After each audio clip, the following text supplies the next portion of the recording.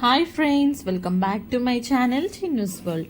ఈరోజు healthy and tasty snack చూపిస్తాను చూడండి.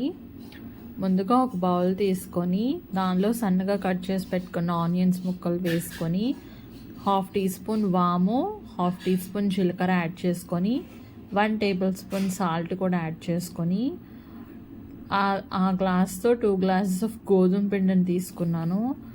గోధుమ పిండి అండ్ 1/2 గ్లాస్ ఆఫ్ ఉప్మా రవ్వ వేసుకొని మొత్తం నీట్గా మిక్స్ చేసుకోవాలి. వాటర్ కొంచెం కొంచెం యాడ్ చేసుకుంటూ మిక్స్ చేసుకోండి.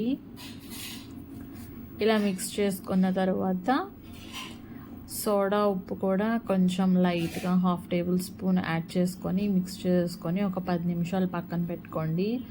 తర్వాత స్టవ్ ఆన్ చేసుకొని ప్యాన్ హీట్ చేసుకొని అందులో ఆయిల్ వేసుకొని హీట్ అయిన తర్వాత సన్నగా పకోడీలాగా వేసేసుకోండి. ఇలా బ్రౌన్ కలర్ వచ్చేంత వరకు ఫ్రై చేసుకొని ఒక గిన్నెలోకి తీసేసుకొని ఇంకా సర్వ్ చేసుకొని తినేయడమే. నేను ఇక్కడ గ్రీన్ చట్నీతో సర్వ్ చేసుకున్నాను. చాలా టేస్టీగా ఉన్నాయి, చాలా క్రిస్పీగా కూడా ఉన్నాయి. మీరు కూడా ట్రై చేయండి friends. Do subscribe for more.